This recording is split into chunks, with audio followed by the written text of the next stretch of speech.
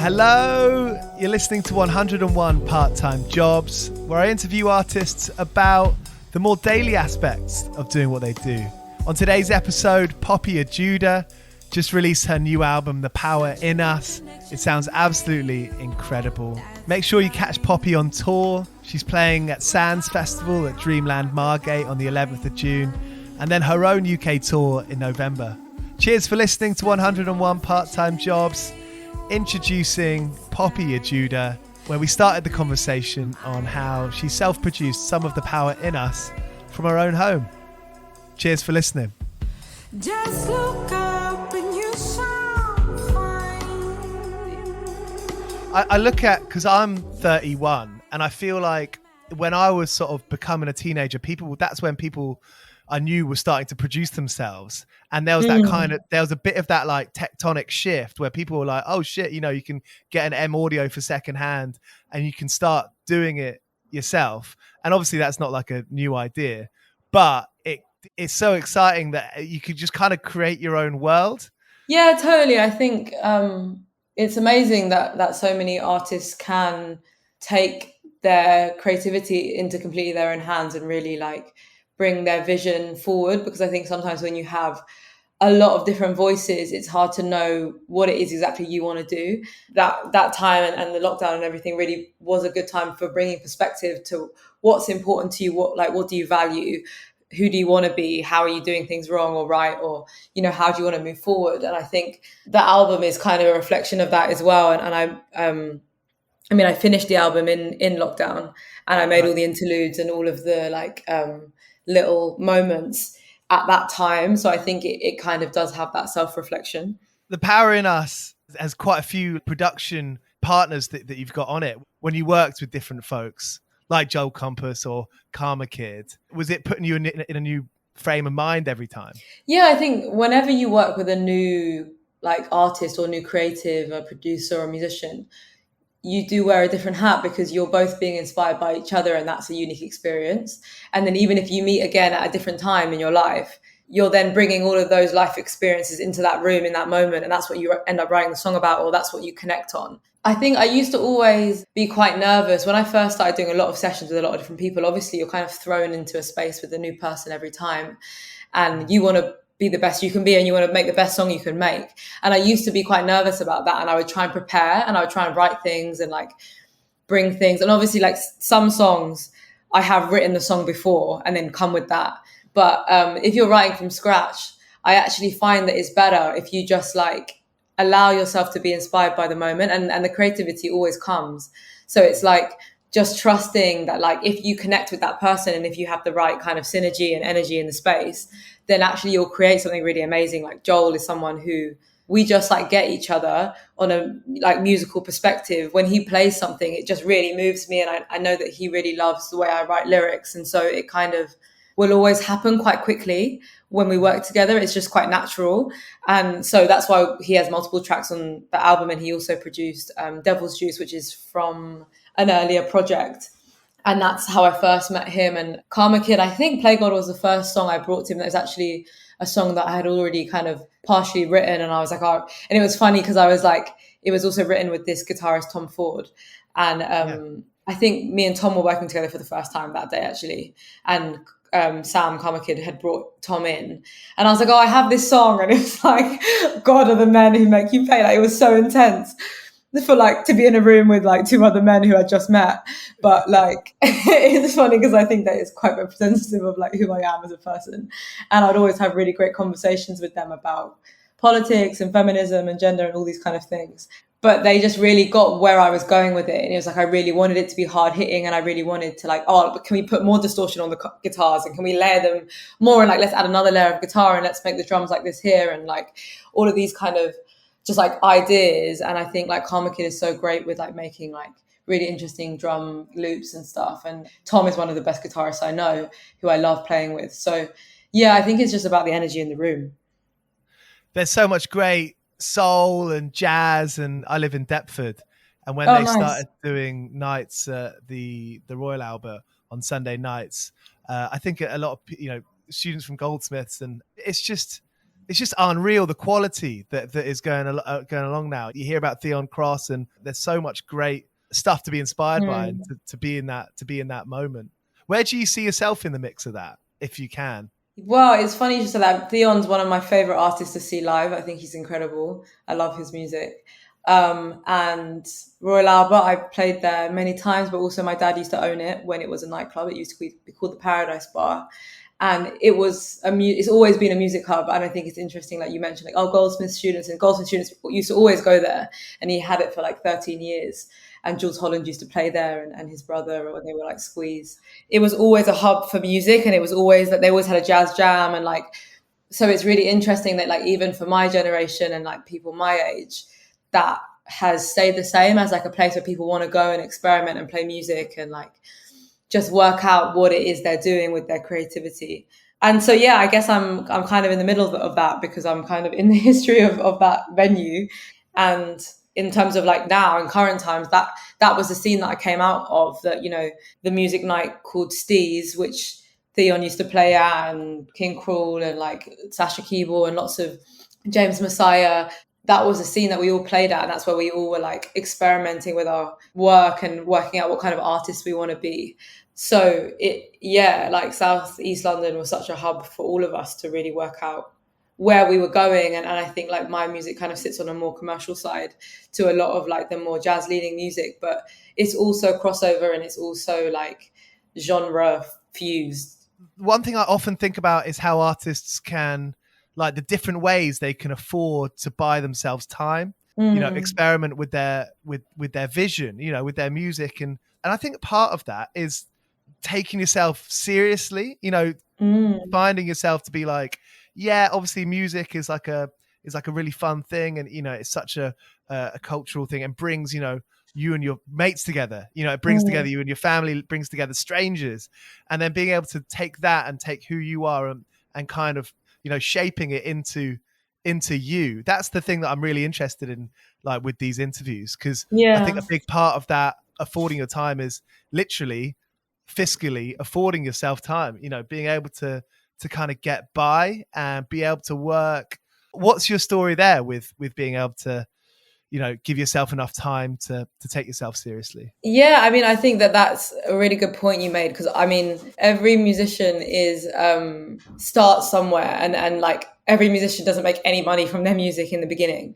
So you do have to have other jobs. And I think when you work, like I was a waitress, I think I've been a cleaner, I used to work at Explore Learning, which is where you like teach, I'm so dyslexic, so I don't know how I got that job. You teach like maths and English at like Sainsbury's to kids. So I've done like lots of different like little jobs, or working behind bars where I used to just spill the drinks all the time because I'm so dyspraxic as well. I was really only ever made to be a singer. But all of those jobs, I would come back and I'd be so tired and I wouldn't be able to write or whatever. And I think it's like finding that balance of like making enough money to live and really believing in your dream enough to do it properly. And there is always a time where that becomes a difficult conflict, because you might not be ready, you know, might not be financially ready to take your music seriously. You have to take that risk in order to get somewhere with your music. I think that is based on how much you believe in yourself or not, because there are also lots of artists that aren't amazing that like are super famous. And I think it just comes down to how much you believe in yourself or not. And if you are a decent artist and you do have something to say and you do have something unique about yourself, which, I mean, I think if you are being yourself, you can only be unique. You will find that path. But I think most people give up before they actually start believing in themselves and advocating for themselves. And I think it's hard. I think, especially as a female artist, we're taught to doubt ourselves so much, like conditioned from, especially when you reach like as a teenager and when your priorities start to change, because you're kind of taught to care more about relationships or think more about like not career-based things. I think girls get quite insecure at like that teenager puberty age as well, because you're then, a lot more pressure is put on the way that you look and the way that you dress and all of these things that you're taught your value system should be based around, and then that distracts from the other things that might be important to you. Like I remember once I had a boyfriend who was a guitarist, or is a guitarist, and I remember once I was getting ready and we were in my room and he was practicing guitar and I was plucking my eyebrows. And I thought to myself, I wonder how much more time I would have to practice my art if I wasn't doing this, which feels essential to being taken seriously as like a woman in society. And it like was such an interesting moment to realize how much time is taken away from women when we have to focus on things that don't really matter or shouldn't matter, but are seen as important things for, important parts of being female artists. Yeah, I think, yeah, it's just about making priorities and focusing and valuing what you do, and then therefore putting all your energy into crafting it. Because I think sometimes when you don't have time to do it, you don't have time to develop it. And it does take a lot of time to work out what kind of sound you want and, what kind of artist you want to be and how you're going to make your music videos, or if you're going to play multiple instruments. There's so many things that an artist has to think about when developing what kind of art they make. I heard someone say the other day, if you want to get good at something, forget about everything else. And that got me on this thinking, like, if I just think good thoughts, or if I think like thoughts where like how to do this podcast better or how to do my other job better, how much time you could probably make by prioritizing those things. I did some hypnotherapy this time last month, and that was, they give you like I think they do it with every hypnotherapy session. They give you like a 20-minute audio that they did, like a kind of makes you go to sleep, but it's not like hypnotherapy with a watch or anything like that. The sort of belief system, almost if you think about it like in a sense of like a religion. Christianity is one that I know best, and it's like, well, you think about the core Christian values, and if you can identify your core values, that basically makes you the person who you are. That makes you the artist that you are. Yeah, 100%. And there isn't room for distractions. I think that if you want to be great at anything, you have to be really intentional with what you do and how you do it. Be really focused and just don't get distracted by everybody else's opinions and voices. Do you know how many people who've told me I shouldn't try and be an artist, which just seems insane now? You know how many family members said, oh yeah, but make sure you have a backup plan, but like it's really unlikely. Like so many people have said that throughout my life. And it's like, only you can create the future you want for yourself, because those people who have things to say, they're not there for every part of your life. They're not actually going to help you through any of it, but they will look at one snapshot and have an opinion. So I think it's so important to listen to yourself and not always take in the noise of everyone else, because actually you're the only one who knows your dream and who knows the plan you're making for your future. But I think you do have to plan, and you do have to like take it really seriously. I mean, everyone's got a different personality. You're obviously very easy to get along with. Have you had to become like pretty tough with sticking to that? 100%. If you had met me when I was 17, I was a completely different person. I would do everything for everyone else. I just wanted to be liked so bad. I was like so nice. I didn't know how to tell people what to do. I didn't want to be too assertive. I didn't want to rock the boat. It's so funny because it's been such a journey, and I think I'm becoming more thick-skinned as the years go by. But like, to lead a band, to do a tour, to like tell people what you want in a session, you have to be really assertive. You have to know what you want. You have to be willing to like stand your ground sometimes, or maybe it might feel a bit uncomfortable if you don't want to do what someone else wants to do. But I don't think women are taught to be able to sit with those feelings of being uncomfortable, because we're so taught that we have to be liked and we have to be nice, or we're going to be seen in a certain way, or we're going to play into a negative stereotype. And I find that there are a lot of men that don't have that same perception towards being assertive and making someone else maybe feel a little bit uncomfortable by their assertiveness. And I realized that, if two people don't agree on something, someone's going to feel uncomfortable. But often I would feel like, oh, it's fine if I'm the person that feels uncomfortable. But if it's my music and I'm in a session and someone doesn't want to do what I think is best for the song, which is, ultimately should be my decision, it doesn't make sense to not be able to voice what you want to do. And obviously there's an element of like collaboration and compromise and listening to each other always. And I think when you work with people you trust, that comes quite naturally. But I definitely had to learn how to like tell people what to do, how to call people out when they weren't doing the right thing. You know, like I have a team of people that I have to be able to say, you know what, like that could have been dealt with better, or what could we do better here, or how did that go wrong? And sometimes I think if you're too soft or nice, it's hard to have those conversations. So it's definitely something I've had to learn. You know, it's like running a business, I guess. And I think being a musician doesn't always feel like running a business. But if you're an independent artist, which I've always been, you know, my whole life, you realize that actually I do need like business running skills. This is my business in a sense. But I just don't think a lot of artists are taught to see it that way. The record label, The Power in Us, it's on the record label Poppy Ajudha. Yeah, I mean, it's I'm independent. I haven't created a record label, but it's under my name. With all of that stuff, with all the admin, I suppose, the digital management, how are you able to not, you know, talk about priorities? How are you able to prioritize the art over all of the organization that comes with it? I think that's a difficult part. I mean, outsourcing is a really important thing, and finding people who are great at what they do, who can help you or work with you or collaborate with you.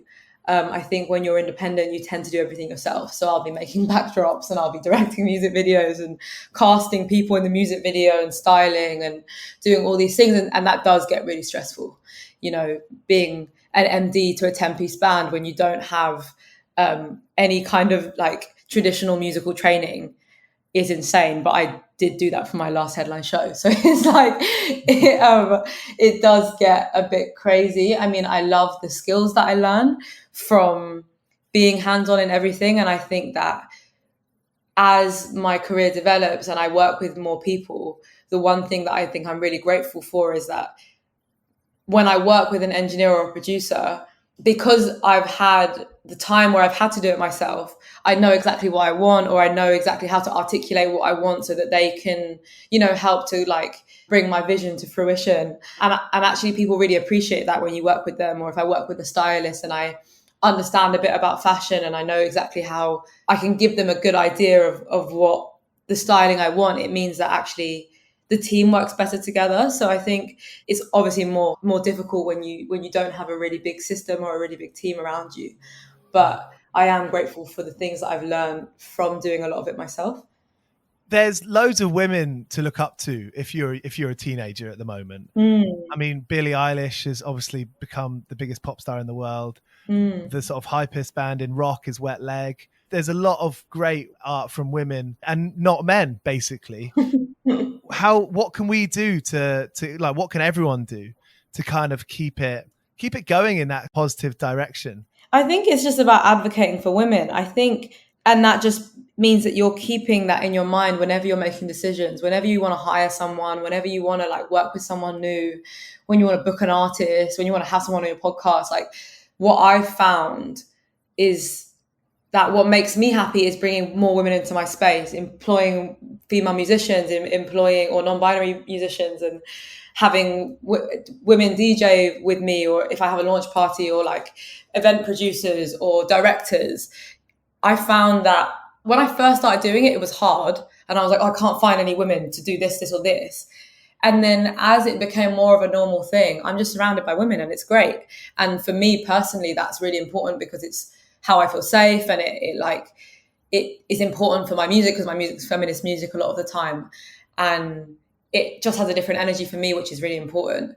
But I think it's just having that conscious idea of like, oh, I'm a radio producer and I've got to select songs for this show. I'm going to choose this many female artists who are amazing and who need to be platformed. Because I think a lot of the time it's that they're not being platformed. There are a lot of incredible women who have incredible things to say and incredible impact to have in culture, but they're just not being given that space. And I think that is changing, which is amazing. I just was part of Sonia Boyce's exhibition at the Venice Biennale, and she's the first Black woman to represent Britain at the Biennale, and she just won the Golden Lion for it.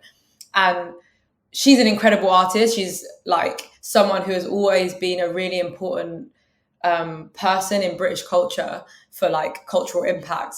But she also chose to do her exhibition on Black female vocalists, and she chose to platform them and show like the impact that they've had on culture. And I think that really like shows her recognition of like how maybe they've been underrepresented in the past or under-acknowledged. And she didn't put it forward in that way, but it just she just naturally chose to do that. And I just think that like it's doing things like that which is so incredible, and led her to win the Golden Lion for her incredible work. But I don't think she did it for that reason. I think she did it because that's where her mindset was and what she felt like was a priority. Yeah, I think you have to lead with intention. And I think sometimes in the past, I haven't always made the choices that I felt were the choices I wanted to make. They're the choices I thought I should make. And I think when you listen to yourself and everybody knows what they should be doing, you know, you have that voice in the back of your mind, or like that feeling that you get when you're around certain people or when you make certain choices. Everybody knows what they should be doing, but they don't always listen to themselves. And I think that something that has been so important for me over the last year is really learning to listen to myself and my intuition and what actually feels right for me. And since I've done that, I just feel like everything's changed in my life, around in my career, in my personal life. I think like I've made so many better decisions because of it. What advice do you have for younger people coming up, exploring, discovering themselves, you know, trying different things, wanting to kind of make their mark, but not, you know, we all know how it feels like to want to make a mark, but you just don't know where to start. Yeah. What kind of, what guidance can you give people? Be fearless, be assertive. Don't ever even question your value or your worth, because I think that when you're a young person, like the only way is up. But I think sometimes we stifle ourselves so quickly because of like we're growing and we're emotional and we're still developing who we are. And I think what other people say can really impact us. But if you have a dream and you have a passion, or there's something that you love to do, just do it and don't stop, because the only time it stops is when you stop. And there has been so many times when I've been like, maybe I'm not good enough to do this. And I remember saying during the pandemic to my housemate, I thought I had something special to offer the world, but maybe I don't. And I think that was my lowest point of really being close to giving up being an artist, which feels crazy now because I'm not in that mindset at all. But I just wanted to say that in terms of like, you're only where your mind is at, and your perspective leads everything, but it's not real. Your reality is whatever you make it and whatever you create for yourself. And you just have to keep going and you just have to keep pushing. And it just sounds cliched, but the people who are successful are the people who just don't give up and they just don't take no for an answer. And be honest, be raw, and be yourself at all times, at all costs, because that is your unique contribution to the world. There's no one like you on earth. That would be my advice. Thank you so much, Poppy. It's been Thank ace. you.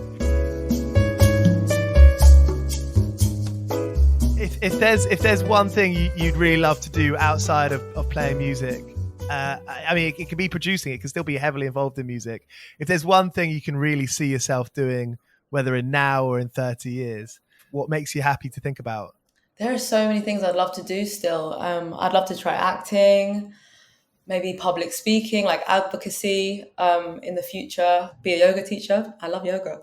Nice. Be a cook. Yeah. I really want to open a restaurant. So the franchises soon to come. The Michelin star is waiting. Yeah, exactly. Thanks so much, Poppy. Thank you. Thanks so much. So there she was, Poppy Ajudha. The Power in Us is out now. Find tour dates at poppyajudha.co.uk. I'll see you next week for an episode with Ezra Furman. And here is the ever fine, ever fast, ever factual Cocksparrow. I've been working all day for me mate on the side, running around like a blue-ass fly. I've been working all day for me mate. Every bleeding minute I've been on the go, up and down the ladder like a fiddler's elbow. I've been working all day for me mate. This is a Mighty Moon Media podcast.